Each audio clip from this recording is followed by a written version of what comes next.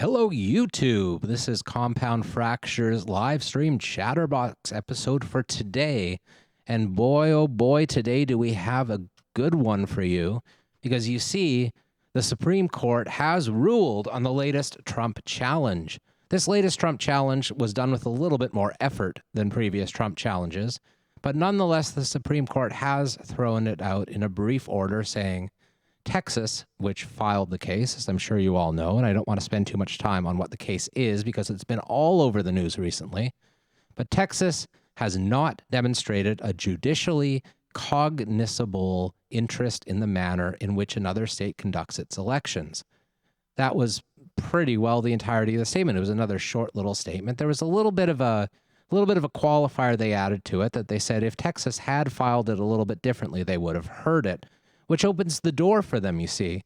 These judges, in particular the Republican judges, in particular the Trump-appointed judges, don't want to burn their bridges too badly, so they left a little back door maybe in the future, and we might see that pay dividends for them as the time goes on. We hope not. But for now, the election result is safe. The Democrats have won, and Joe Biden has won, which we all kind of figured out by now.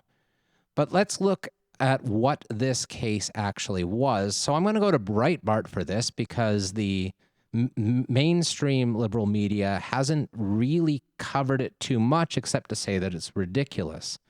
Meanwhile, the right-wing media, the semi-fascist media, as it were, like Breitbart, have covered it in full. So here's a Breitbart article from a couple of days ago, December 9th. It is now December 11th, so this is 2 days ago. When 17 states joined in, or 16 other states, 17 states supported Texas, so 18 states in total filed this case in an attempt to throw out the results in 4 states, which is just enough states to overturn the election, the 4 closest states that could get it done.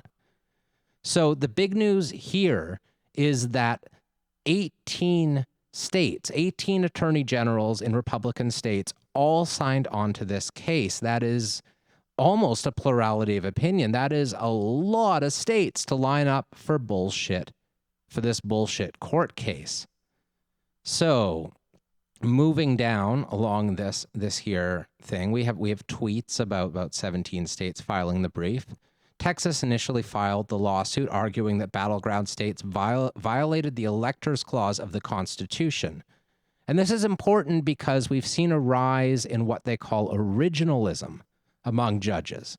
Originalism is a weird kind of right-wing loopholey ideological bent that justices have taken recently, Republican judges in particular, where they choose to interpret the Constitution in what they call its original form. The way law evolves through the years is through precedent.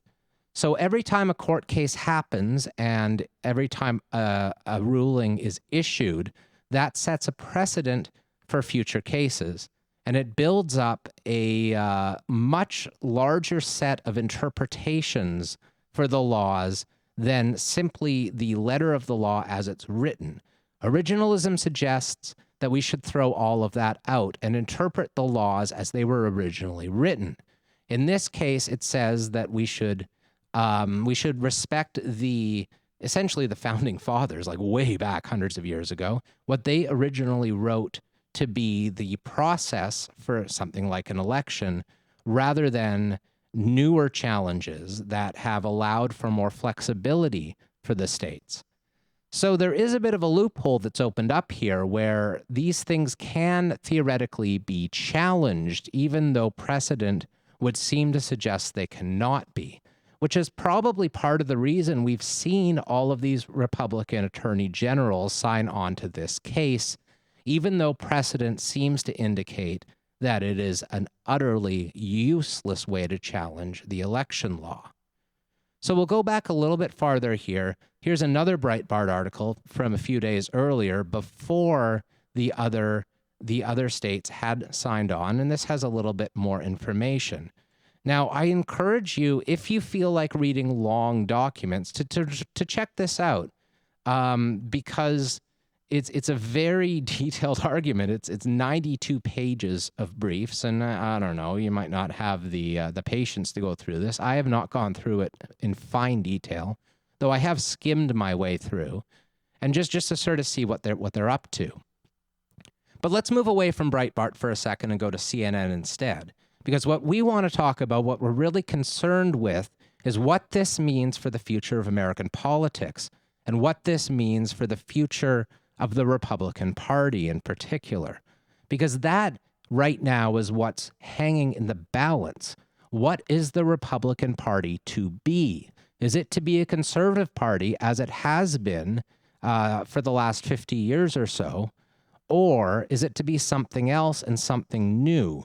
Is it to be a party that throws out the concept of American democracy, that says our election system, or not our election system, I'm a Canadian, but your election system, that says it is so corrupt that it can no longer be trusted, and in fact, the only thing to trust is in a strongman leader to lead the nation. That's what Trump seems to have argued. He seems to have argued that rather than trusting results, that we should just make him president, just do it, right?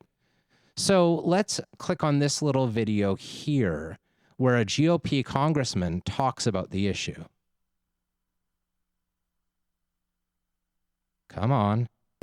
We must work together to inoculate against the social contagion of disinformation, conspiracies, anti-Semitism, dehumanization, racism, deep state cabal nonsense, cults, and those grifters posing as servants of the people. For those who spread disinformation, know that I will not stop in tracking those who push falsehoods onto decent Americans. Radicalization through disinformation has no place in the United States, and in this fight, I will not relent. Joining me now is Congressman Denver Riggleman. He is one of the few Republican lawmakers to publicly acknowledge President-elect Joe Biden's victory. He is also the author of Bigfoot, It's Complicated, which focuses on the politics of conspiracy theories. You say you will not relent. You will do everything to stop the flow of disinformation. To that I say this morning, good luck. Good luck with what we're seeing, Congressman. 106 of your colleagues have signed on to a lawsuit seeking to overturn the results of the presidential election. So you just promised not to relent. What's your message to them this morning? What's going on is really what the question is. And I think it was the email, John, that I saw immediately. There was a couple things in there, and I actually read the emails that I get. And the first thing was that this might be your last chance to go on record, supporting what's happening as far as challenging the election. And the second one was the thing that I've seen more and more is that you're on a list. And I believe at this point, I would say this it's almost like a myth. I'm going to pause that here because I think that that's incredibly important. What he said right now is that one of those emails said he is on a list if he does not challenge. This man, the man we just saw here, is a conservative. He's a traditional Republican. He may have terrible backwards politics, as Republicans have had for a very long time, but he still supports the rule of law, and he still supports American democracy and American government as it has existed for the past several decades. Let's take a look at another conservative. This is John Kasich. This is Kasich. He is the former governor of Ohio. And let's hear what he has to say. We could hear as early as this afternoon what the Supreme Court plans to do with a new legal challenge from President Trump to the already decided presidential election. To call it a long shot is beyond charitable. What's so startling about this one isn't that the president is involved, it's that he has 18 states' attorneys general now in on it too. This case originates with the Texas Attorney General asking the highest court in the land to throw out the results in 4 states, none of them Texas, all of them battleground states, Michigan, Wisconsin, Pennsylvania, and Georgia. All states Donald Trump lost. The request from this group of Republicans attorneys general amount to asking the Supreme Court of the United States to disenfranchise some 20 million voters. Joining me right now is a former Republican governor of Ohio, John Kasich, who is a CNN senior political commentator. Governor, if we could set aside that according to all the smart people I've heard from, that this lawsuit isn't going anywhere, what is going on here? 18 attorneys general are now in on this. Okay, what I wonder about is what happens in their offices when somebody comes in and suggests that they ought to file a amicus brief, friend of the court brief. I was talking to my legal counsel last night, and I said, what would you have done if somebody had asked you to come in when I was governor and to pursue this? He said, I would never have come in your office because you would have told me to leave and maybe go home and soak my head in a bucket of water. It's unbelievable. And I think over time, this has the possibility of damaging their political careers. If I were a candidate against them, I would absolutely bring this up. But Kate, there's another thing we have to think about here, and it is about, it's about America. You know, and in America, you have the ability to go to a court on any idea you have, even if it's stupid, like this thing is. And that's one of the institutions that, people have high regard for, and I hope we can keep it. And so, it's very interesting to see how the court will react. And presidents put people on courts and they think they know how they're going to behave. But once you get on that court, it seems as though people decide that they need to be working in the public interest, not in a narrow interest, that their personal philosophy matters, but somehow they figure out a way to overcome that to make decisions that are more just for the country. And you've got to give John Roberts an awful lot of credit for keeping that court together. But Okay, so I think that's a pretty optimistic view, especially since the court has offered that little loophole that maybe if Texas had filed it a slightly different way, they would have seen it. Unfortunately, it seems like Kasich is now on the list too. These are people who are on the list of disloyal to Trump, and not just to Trump, but to the people around Trump. And unfortunately, the majority of elected Republicans have not wanted to be on the list. Here we have a few more. Here we have a Washington Post article about high-ranking Republicans rebuking the legal theory, and many House Republicans not signing on. However, 126 members of the House among Republicans have signed on to this court case. Only 70 have not.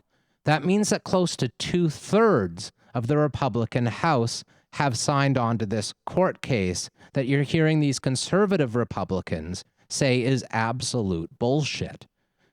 The majority. Again, The Guardian says the same thing. Nearly 2/3 of House representatives join baseless effort to overturn elections.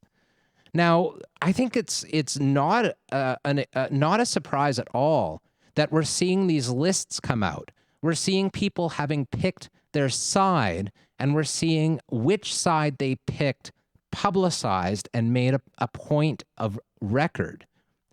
The 70 who oppose this case are on the list.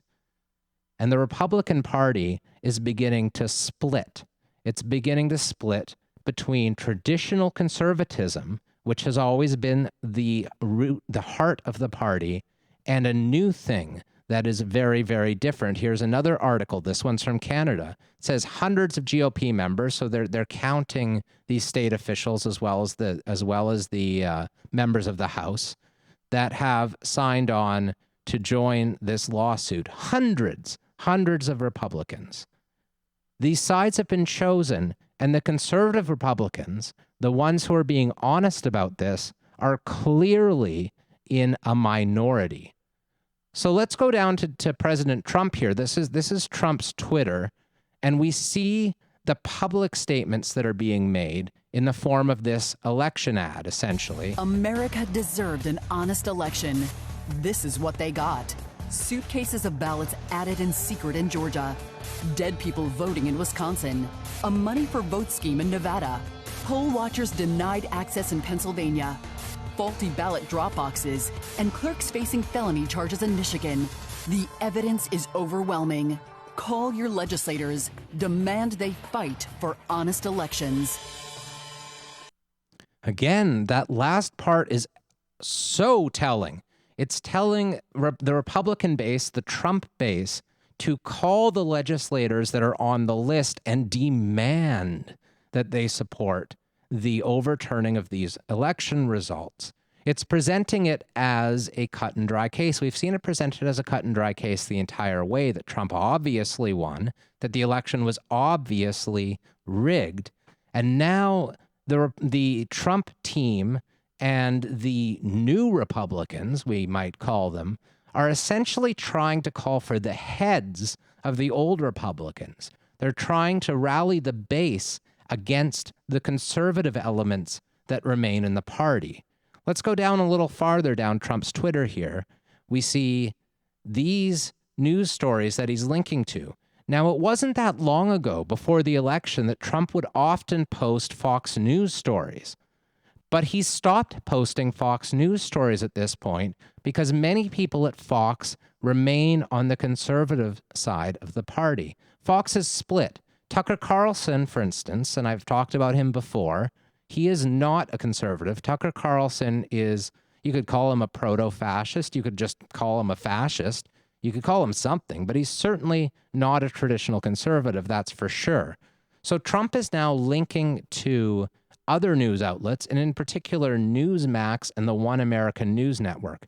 All three of these videos are Newsmax videos, and I'd like to focus on this middle one. This middle one, as of when I pulled this up about 5 hours ago, had 1.7 million Hunter views. Biden, I believe, technically And let's is listen an to the attorney, tone. graduated from law school, but Still talking about unfortunately for Hunter him, it Biden. was all downhill from there. Look, the whole country knows. And actually, the one I really wanted to focus on is this one. I don't know if you heard about it. So far, just in the last few days, 18 states have joined the Lone Star State to defend the integrity of our elections before the highest court in the land. President Donald Trump deserves his day in court, the Supreme Court. And all I can say is God bless Texas. All right, Vice President Pence all fired up, and that's a good sign. A lot of states have joined Texas, and the President of the United States has intervened. I think that's the legal terminology, and he's now a party to this lawsuit. We're joined by Dr. John Eastman, counsel of record for President Trump. So that interview is a little bit boring. We don't really need to watch the whole thing. The main thing I wanted to focus on here is that anchor, the tone that he's taking. Look at how fired up Pence is. This is not a news anchor covering the news. This is a cheerleader.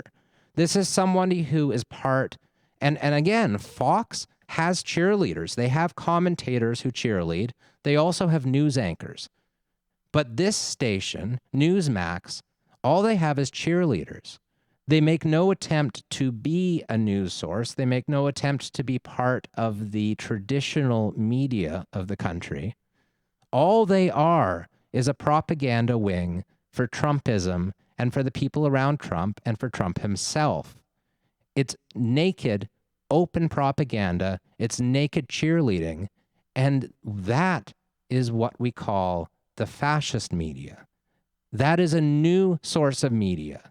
So you have an attempt to shift American conservatism, to kick it out of the Republican Party, and to kick Republican voters away from any conservative news sources towards these cheerleading, propagandist, naked propaganda news sources. This is an attempt to change the way American democracy or the American government system works away from historical norms towards something very different that I am calling fascism, because I believe that's exactly what it is.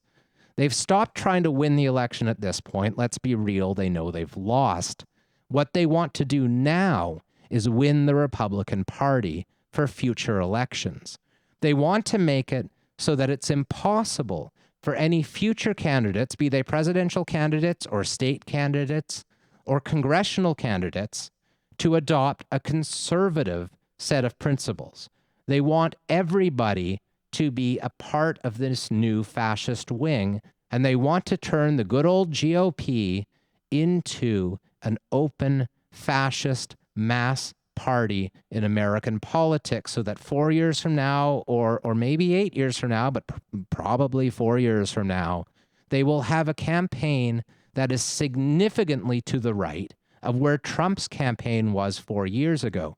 They want to make it impossible for a Republican candidate to stand on traditional conservative values and have a hope in hell of winning a primary. That is their goal. Now let's turn to Wikipedia briefly before we end today to look at their section on fascism and ideology. And in particular, I want to click down here at fascism's relationship with other political and economic ideologies and go to conservatism. And we see here, and Wikipedia has its limits. Wikipedia only offers very brief, very surface level analysis, and they don't in any way offer a class perspective. There will be future episodes of Livestream Chatterbox where I break down the class nature of fascism and where the class nature of fascism is similar and where it differs from conservatism and liberalism. Conservatism and liberalism are very, very close, which is where we get past elections where there haven't really been huge differences between the Democrats and the Republicans. That era, most likely, unless the Kasichs of the world, unless these Republicans who aren't sold on Trump's last-ditch effort, unless they win the day, which doesn't look like they will, it looks like they're losing, we won't see a Republican Party that's conservative anymore. We will see a massive gulf between Democrat politics and Republican politics from now on. So conservatives and fascists in Europe, this article says, have similar positions on many issues. Anti-communism, national pride, both reject liberal and Marxist emphases on progressive evolution in history. Fascism's emphasis on order, discipline, hierarchy, military virtues, and preservation of private property appeal to conservatives. And in fact, these fascist values and this fascist turn does appeal to an awful lot of conservatives, which is one of the reasons we've seen so many Republicans jump on board with this turn. And it's the reason why it's worked so well at unifying the base of the Republican Party behind it. There's a lot of similarities, but there's also a lot of differences. So, however, unlike conservatism, fascism specifically presents itself as an ideology that's willing to break free from the moral and political constraints of traditional society. That's exactly what we're seeing. The conservatives are bound by the traditional moral and political constraints of American elections and American democracy. They would not seek to throw out the results of an election. They might manipulate an election. They might do something like what Bush did in Florida when he beat Gore, where the results of that recount were in question. We don't know which way it would have gone, but they just threw out the process. However, that's very, very different from overturning a set election result that clearly Biden won. It's a different thing entirely. So conservative authoritarian right is distinguished from fascism in that conservatives tended to use traditional religion as the base, whereas fascists base their views on vitalism, non-rationalism. There's a key word right there, non-rationalism. We're seeing that over and over again in this new turn that the Republicans have taken. They draw upon religious imagery, which they most certainly do, but they use it as a symbol for the nation, replacing spirituality with secular nationalism. Religion to someone like Trump is not religion at all, really. It's a stand-in for moral correctness. And it's a stand-in for the glory of the West, the glory of Western chauvinism, the glory of America. Everything he's doing, everything he's done for the last 4 years represents a turn towards fascism. What's happening right now, what's been happening for the past month, is more than just a turn towards fascism. It's more than just the development of a fascist wing within the Republican Party, which is what we saw a few years ago. Trump represented a fascist wing within a conservative party. He is trying to finish the job. He's trying to put the conservatives on a list of people to pressure the base to get rid of. He's trying to make it so that future candidates can no longer be conservatives in order to be elected as Republicans. And it's working. He's doing it. Watch for the phrase in the future, the rhino, the R-I-N-O, Republican in name only, because that is what they are starting to brand conservatives as. They're starting to say that the only true Republicans are the ones who are, whether you want to use the term proto-fascist or the term fascist, it doesn't matter too much to me. I'm not really sold on which one you want to call it. But the term itself is crystal clear. Now, the American political system and American elections have been fucked up for a very, very long time. America has not had a working class party since the Great Depression. America has had two essentially right-wing capitalist parties, one that's clearly conservative, and the Democrats, which have one foot, in my mind, in conservatism and one foot in liberalism. And those two things are really not that different anyway. It's two right-wing parties. It's always been two right-wing parties. But what we're seeing now is a turn towards having one right-wing party that is still believes in liberal democracy, in elections, and, most basic rights, versus one that will do things like outlaw protest, like have secret police in cities, as we saw. And next time we get one of these leaders in power, they will practice mass arrests against activists, I believe. They threatened it plenty during the Black Lives Matter protests this year. They threatened to label all protesters as anarchists, as Antifa. They threatened to persecute them. And next time, I think every sign we're seeing points to the coming of political persecution in America, points to the destruction of elections as a system and the development of something completely different, far, far darker than what we've seen before. And we must fight, people. We must fight back against it, and we must fight hard, because that's the only way we can stop them right now. The Republican Party most likely will not stop them. Maybe 4 years ago, it looked like the conservatives still had the majority within the Republican Party. 4 years ago, it looked like this process might still reverse. Today it really doesn't. Today it looks like the Republican Party will soon be fascist. And that is fucking terrifying. So with that, this has been the end of Livestream Chatterbox for today. I'll see you guys soon. Good luck on the fight.